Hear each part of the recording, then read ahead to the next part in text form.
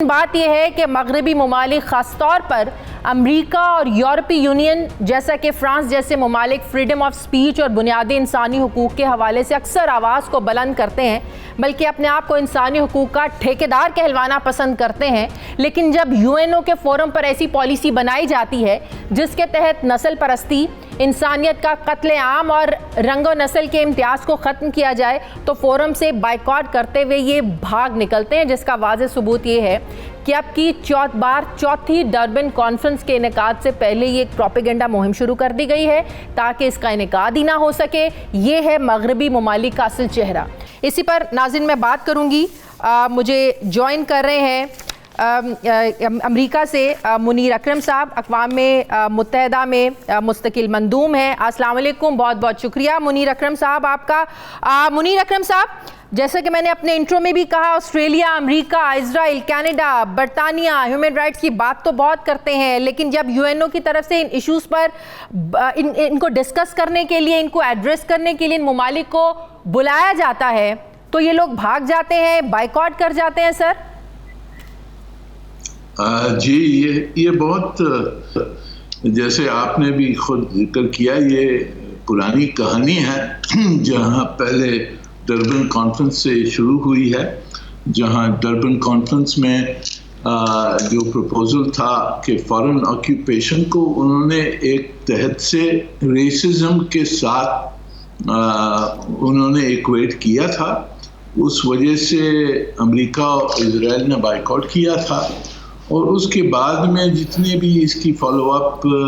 Conferences اور meetings اور resolutions ہوتی ہیں جس میں ڈربن کانفرنس کا ذکر آتا ہے، تو وہ اپنے آپ کو اس سے ڈس ایسوسیٹ کرتے ہیں، اور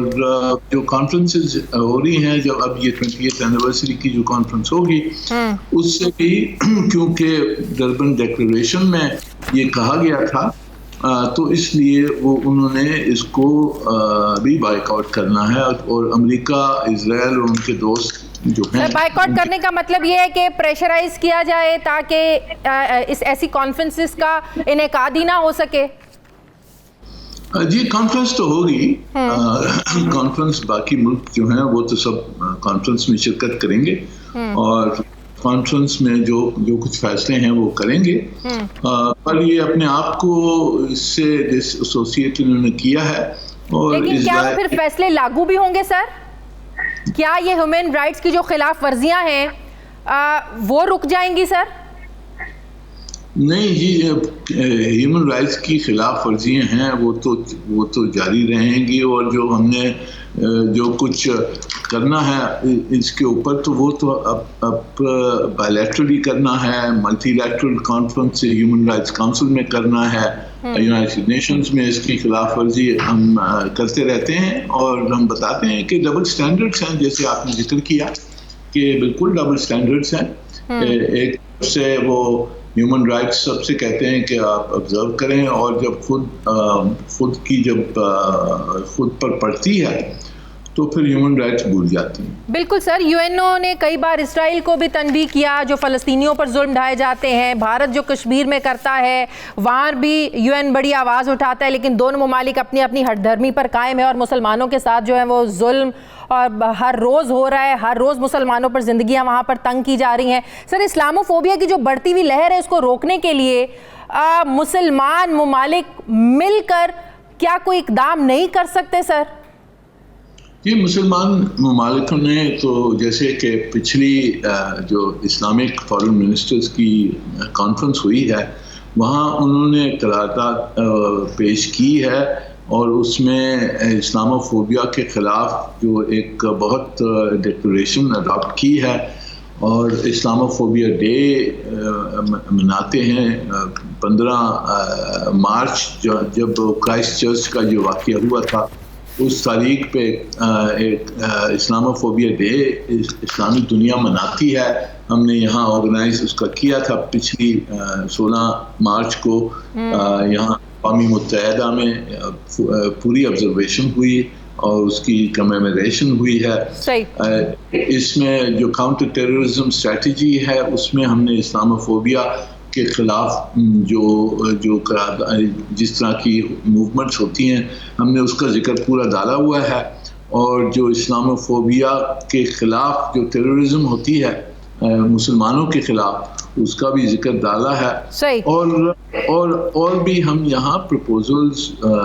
جاری ہیں، ہماری ڈسکشنز جاری ہیں اسلامی دنیا کے ساتھ. صحافی تجزیہ کار سلیم صافی صاحب، السلام علیکم، بہت بہت شکریہ صافی صاحب آپ کا. صافی صاحب، بلوچستان کے مسائل کو لے کر حکومت جو انیشیٹو لے رہی ہے، چلیں 3 سال کے بعد لے رہی، آخر حکومت کو خیال تو آیا، خاص کر ناراض بلوچوں کو منانے کا جو ٹارگٹ دیا گیا ہے، جس کی ذمہ داری سونپی گئی ہے نواب اکبر بگٹی کے پوتے شاہزین بگٹی کو، اور کہا جا رہا ہے کہ یہ جو رابطے تھے ناراض قوتوں سے بات کرنے کے، ناراض بلوچوں سے بات کرنے سے پچھلے 1 سال سے جاری ہے.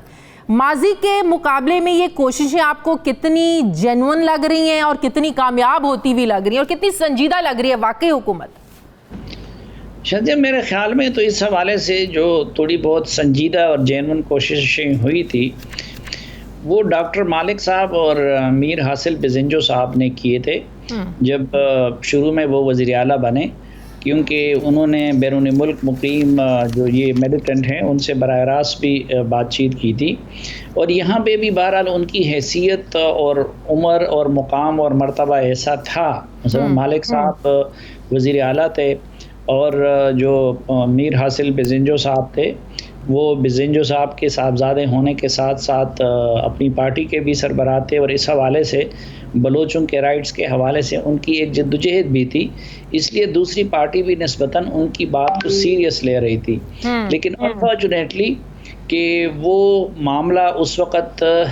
کامیابی سے ہمکنار نہیں ہو سکا، اور آخر میں آ کے ان کو بھی وہ سلسلہ ترک کرنا پڑا. صحیح. شاہزین بگٹی کو جو ٹارگٹ دیا ہے ناراض بلوچوں کو منانے کا، میں آپ کی ٹویٹ پڑھ رہی تھی، آپ نے تو یہ لکھا کہ بہت سے بلوچ تو اس بات پہ ناراض ہو جائیں گے اگر ان کو منا رہے ہیں شاہزین بگٹی کو، مناتے مناتے دوسرے بلوچ ناراض ہو جائیں گے تو معاملہ تو وہیں کا وہیں کھڑا رہے گا.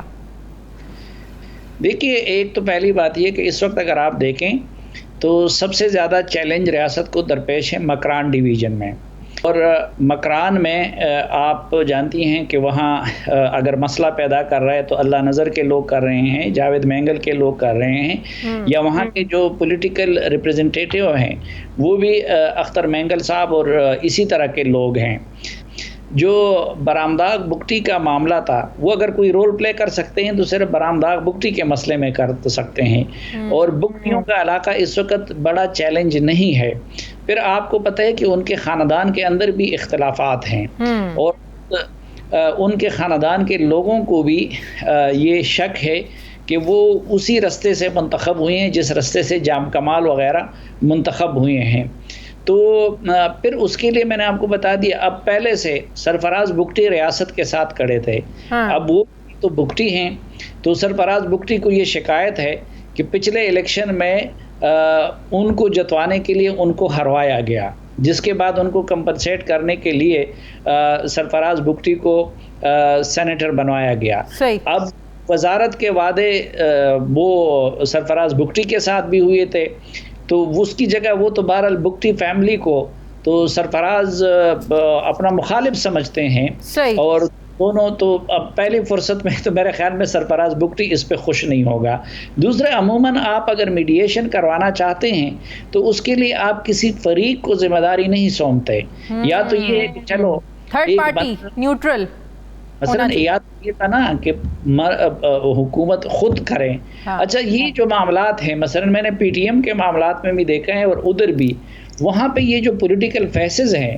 اگر ان کے ساتھ جام کمال بھی مذاکرات کرے تو وہ ان کو کوئی اہمیت دینے کو تیار نہیں ہوتے. وہ کہتے ہیں یہ اسٹیبلشمنٹ کے معاملات ہیں، ان کی بنسبت اگر اسٹیبلشمنٹ کا ایک معمولی عہدیدار بھی ان سے براہ راست بات کرے تو وہ ان کو زیادہ اہمیت دیتے ہیں بنسبت ان پولیٹیکل فیسز کے.